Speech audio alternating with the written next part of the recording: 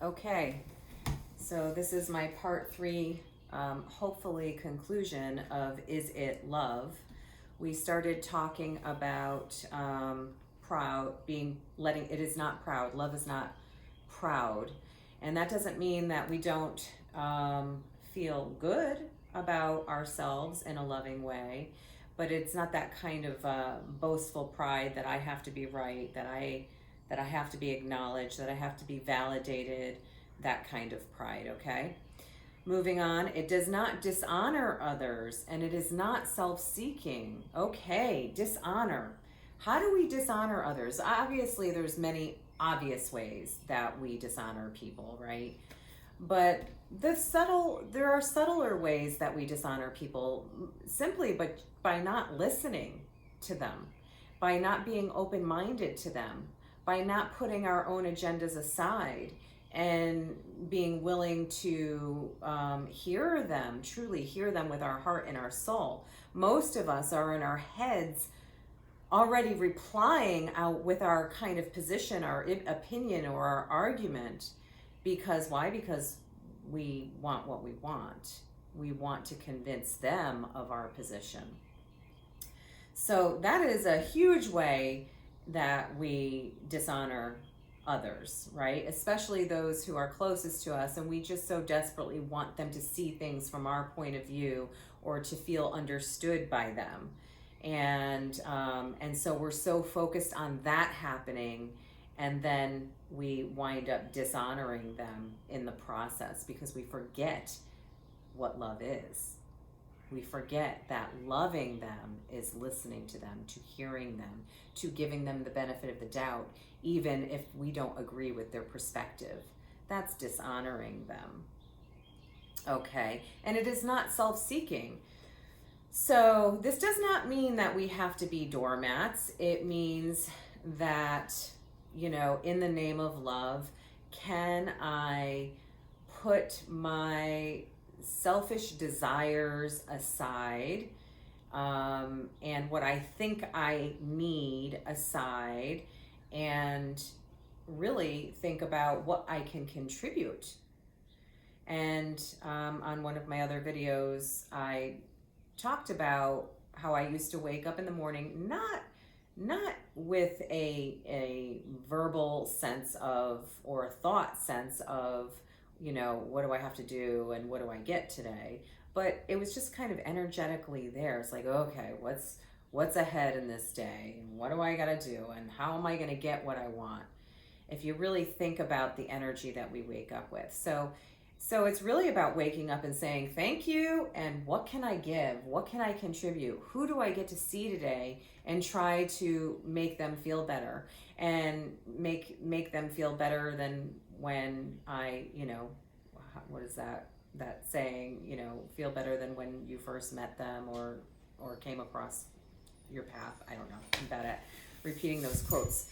So to not be self-seeking, to really think about, what can I contribute to this person? What can I contribute to this place? What can I contribute to this earth? What can I contribute at work? What can I contribute to the mailman? What can I contribute, instead of being self-seeking? It is not easily angered.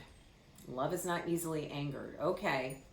So if I am a true practitioner of love who wants to live love and be love, then when I experience anger, I'm going to check myself.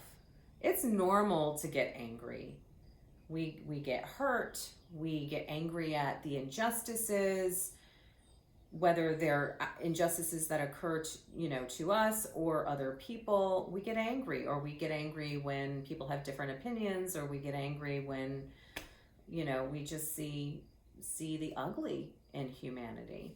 Or we just get angry when we don't have our darn way. And so we need to remember, in our relationships, when we say we are loving somebody, if we are angry, that we have to work the tools to remove that anger and communicate not from an angry place. That's a very tall order, especially when we're feeling hurt or attacked or misunderstood or threatened in some way. But that is what love is. That is what love is doing the accountability work with myself. Never mind what everybody else is doing. If I am truly choosing love, then I am responsible. It doesn't matter what people, places, and things are doing to me. I am responsible to be a loving being. What is true love? Okay, so oftentimes we need support figuring that out because our brains are so programmed to survive and to feel good and to avoid pain that we often don't even see when we are being angry. We don't even see that we're acting in a self-seeking, proud, boastful, envious way. So it is helpful to have a trusted spiritual companion or teacher to help us understand this when it occurs.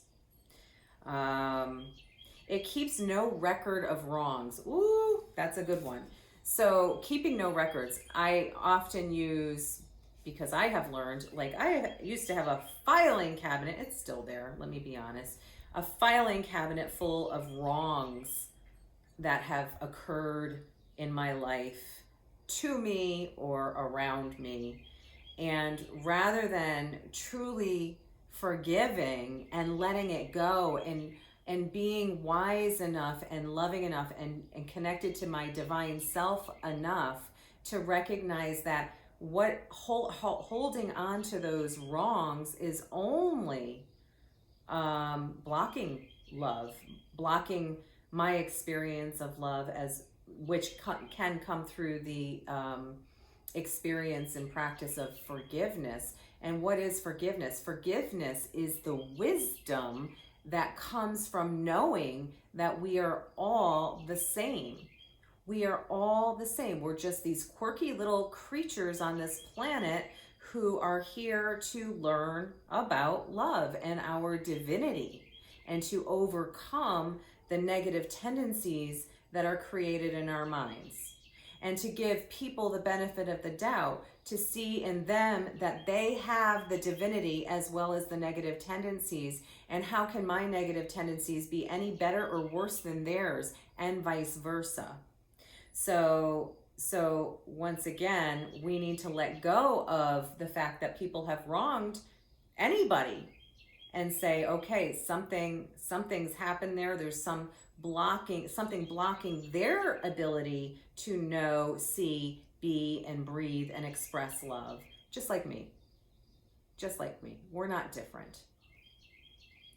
So think about our closer relationships too, on how we keep filing cabinets against our husbands, wives, life partners, children, parents, brothers, sisters.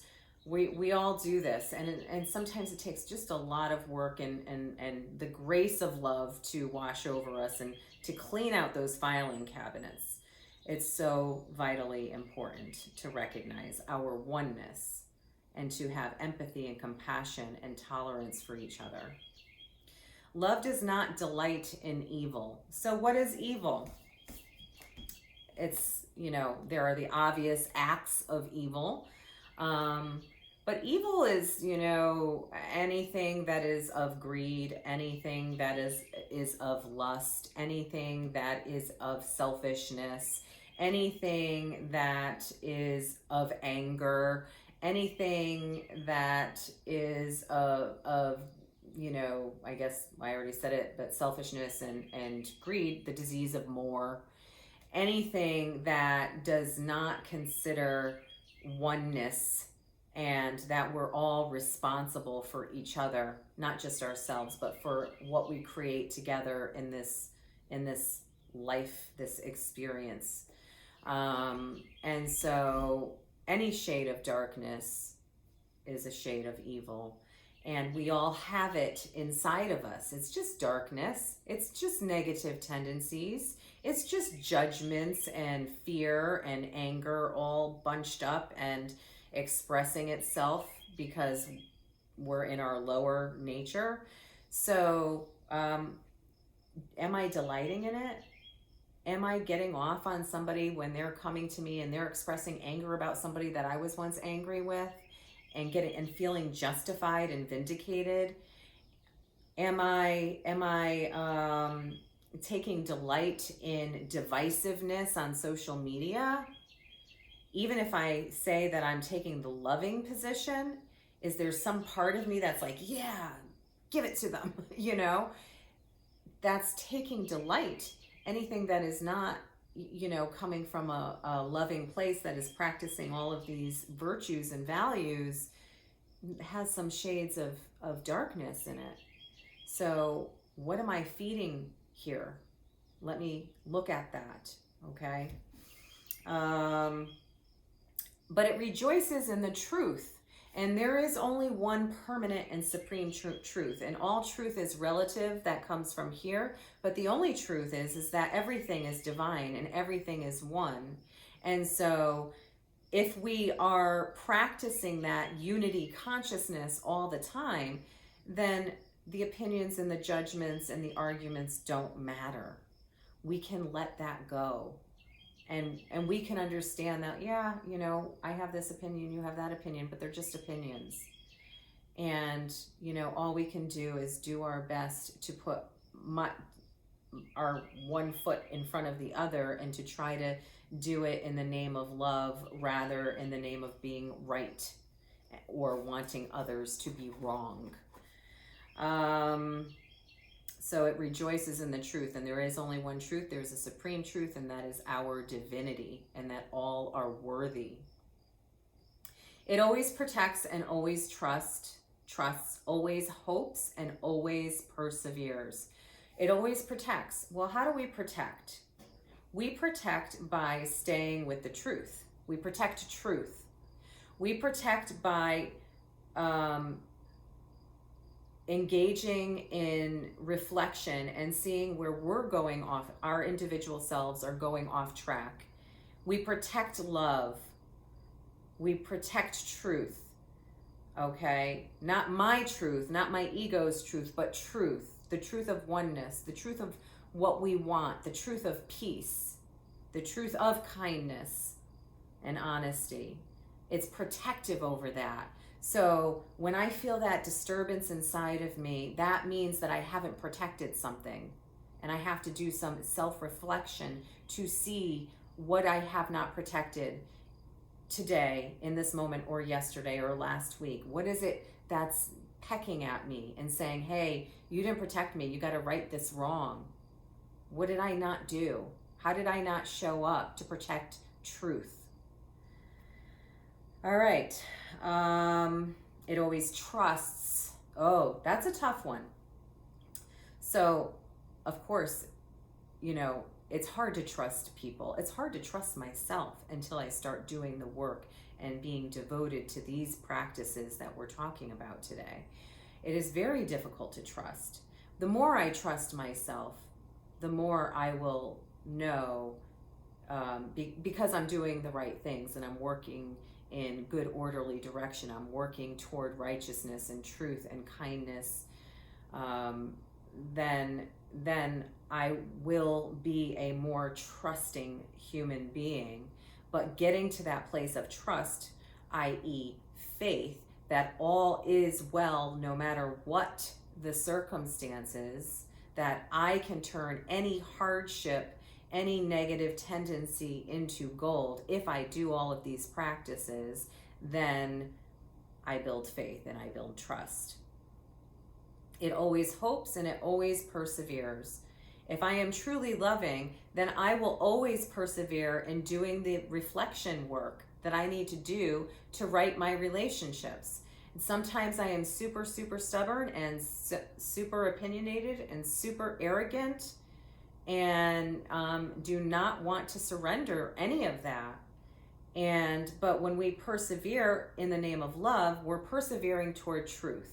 We're persevering toward compassion and understanding of each other, rather than persevering with our opinions and our emotions. Love never fails. With love, with the practices of all of these things, you cannot go wrong.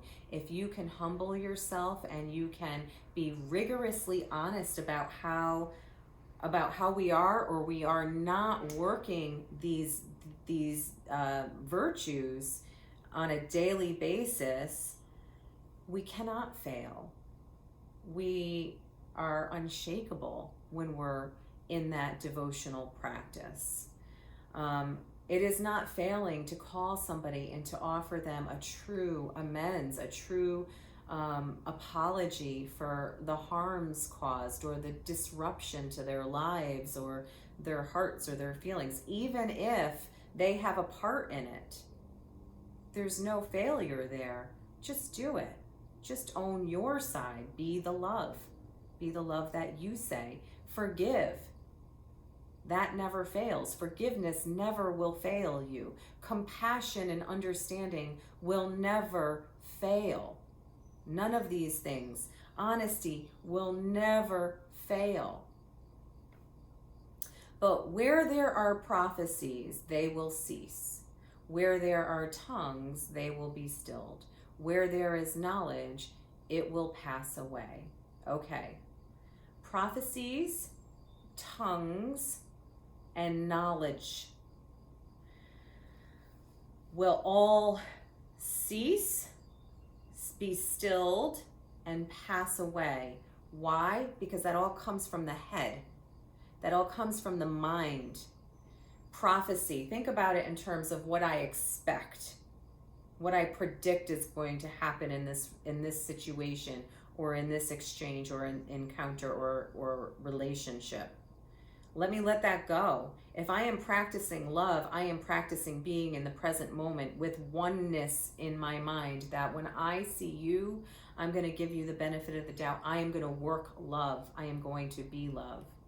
So all of that, all of the expectations of being frustrated and angry and hurt by other people is going to wash away because I'm a practitioner of love.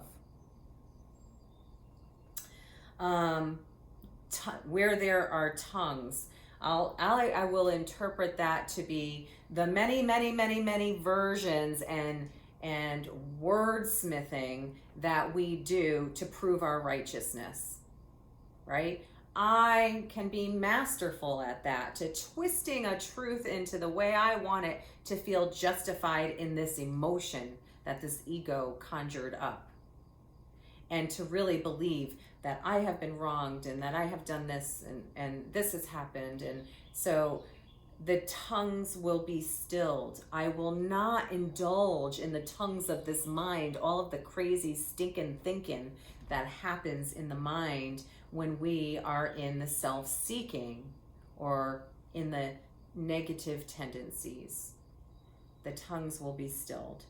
Where there is knowledge, it will pass away. Oh, so what I think I know, there's a prayer in the 12-step programs that says something like, God, please help me to set aside everything I think I know, and give me a new experience. Because we have become, particularly in this era, have become so reliant on our minds and our knowledge and our intelligence. But true intelligence and the right intelligence, the pure intelligence, only comes from love.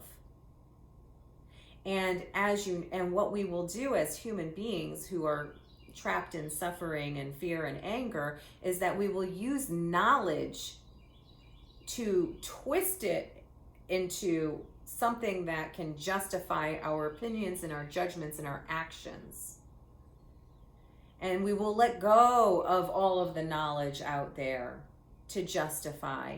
And we will just know from a deeper place. This is a knowing that can only come from love, that creates that little sweet smile on the Buddha's face, on a saint's face, that there is a knowing that is so compassionate, that is so understanding, beyond the mind. It has nothing to do with the ego mind. It has to do with the mind of your soul, to know that we're all the same. That's the knowledge that we need to rely on, not the facts in here, not the experiences, not the history, but what is deep within.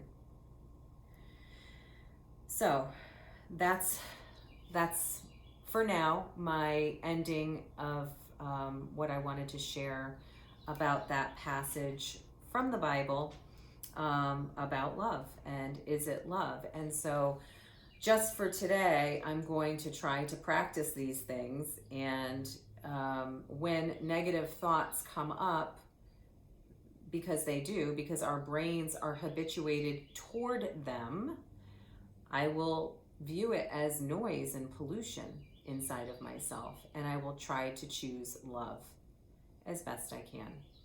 And I hope you'll join me. Thank you. Namaste.